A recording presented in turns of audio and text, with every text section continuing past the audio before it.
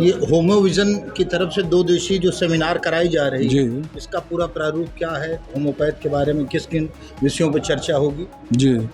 Actual में हम लोगों ने जब इस हेल्दी वर्ल्ड विज़न फाउंडेशन के बारे में सोचा था, तो यही हमारी कल्पना थी और यही हमारी सोच थी कि हम कोई भी होम्योपैथी में कार्य करें, वो शोध आधारित हो। क्योंकि कोई भी आदमी किसी भी मंच पर अगर जाता है, तो उसको हम लोग भी कहते हैं कि क्या प्रूव है इसका, आपने किस तरीके से पेशेंट को ठीक किया, क्या-क्या डेटा लिया, क्या आपने उसकी मॉडलिटी ली, क्या अनकॉमन पैक्युलर सिम्पटम लिए, क्या रूब्रिक्स लिए और क्या उसकी ऑथेंटिसिटी है। तो शोध आधारित जब कभी भी कोई चीज़ हम करते हैं, उसकी ऑथेंटिसिटी ज़्यादा होती है।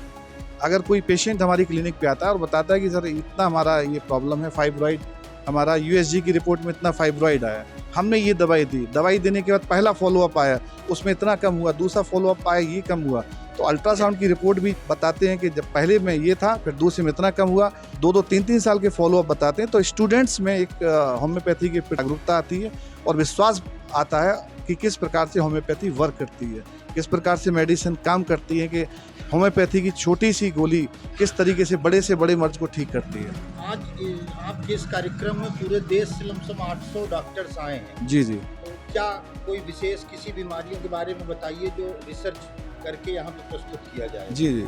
बड़े ही, तो आपने क्वेश्चन बहुत अच्छा पूछा, बड़े ही हर्ष का विषय है कि 800 डेलीगेट्स आए और उसमें सबसे बड़ी बात है कि एक कंप्लीट प्रोग्राम में स्टूडेंट्स का भी होना ज़रूरी है, प्रैक्टिशनर का भी ज़रूरी है, मेडिकल ऑफिसर का भी ज़रूरी है, lecturer, reader, professor, principal, director, सभी लोग इसमें शामिल हुए। तो एक बड़े ही हर्ष और गौरव का विषय है। और जो आपने क्वेश्चन पूछा है कि किस प्रकार से पेपर प्रेजेंट करें, तो मैं आपको बताना चाहता हूँ कि जो हमारे स्पीकर्स आए हैं, जैसे doctor Subhash Singh sir, NIH के पूर्व director, doctor Rajat Chatterjee, Calcutta homoeopathic medical college के principal, doctor S Praveen Kumar sir, Hyderabad college के पूर्व प्रिंसिपल, ये ऐसे नाम हैं, होम्योपैथी की दुनिया के ऐसे लोग हैं जिनके बारे में बताने की आवश्यकता ही नहीं। जब आप सर्च करेंगे तो पाएंगे कि इन्होंने 30-30, 40-40 साल होम्योपैथी को दिए हैं, एक प्रैक्टिशनर के तौर पे, एक रीडर के तौर पे, प्रोफेसर के तौर पे, प्रिंसिपल के तौर पे, किस तरीके से इन्होंने केस को समझा, जांचा, परखा, पेशेंट को ठीक किया। और रिसर्च में यही चीज़ होती है कि हम जो चीज़ ठीक कर रहे हैं उसका क्या एविडेंस है। आज पूरा देखिए, अगर शुगर के बारे में बात करें, डायबिटीज़ के बारे में बात करें, तो डायबिटीज़ में कहते हैं कि मैनेजमेंट बहुत ज़रूरी है। आप केवल अगर ट्रीटमेंट तक सीमित रह जाएंगे तो मैं नहीं समझता हूँ कि पेशेंट ठीक हो पाएगा।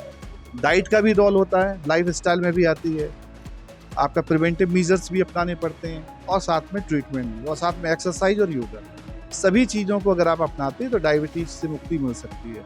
अब डिपेंड करता किस प्रकार का डायबिटीज़ है। अगर मान लो जैसे कोविड में आपको पता होगा ड्रग इंड्यूस था, मान लो ग्लूकोकार्टिकॉइड या हाइड्रोकार्टिसोन या जो भी स्टेरॉइड्स दे रहे थे, तो स्टेरॉइड्स की वजह से लोगों का शुगर लेवल बढ़ गया था। तो जब एडवर्स ड्रग रिएक्शंस के बाद या कुछ ड्रग इंड्यूस्ड होता है तो कुछ समय के लिए रहता है, वो क्योरेबल हो सकता है। मैं दावा नहीं कर सकता हूँ, लेकिन क्योरेबल हो सकता है अगर सही तरीके से उसको प्रॉपरली तरीके से उसको डाइट प्लान किया जाए, उसके एक्सरसाइज प्लान की जाए, साथ में दवाई का भी रोल होता है।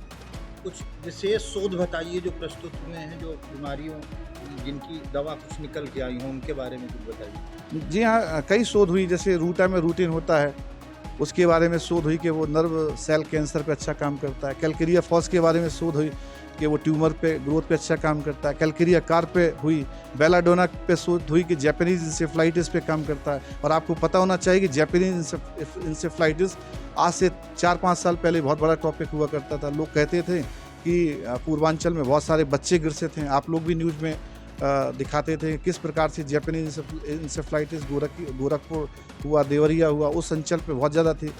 तो इन मेडिसिन्स के बारे में दिया गया और देखिए आज चर्चाएं कम, एलोपैथिक ड्रग्स पहले भी दी जाती। और मैंने अभी भी आपको बताया कि हर ड्रग्स के अपने अपने फ़ायदे हैं और नुकसान भी होते हैं, लिमिटेशंस भी हैं, एडवांटेजेस भी हैं, तो ये सब चीज़ें होती हैं। आज आपकी जो इतनी बड़ी ये सेमिनार हो रही है, जी, इसमें जो युवा बच्चे हैं जी, जी। या होम्योपैथ का जो क्षेत्र है, उस पर क्या संदेश देना चाहें? नहीं, बच्चों को यही संदेश देना चाहता हूँ कि जो भी चीज़ आप करें, आप अपने डेटा को रखें।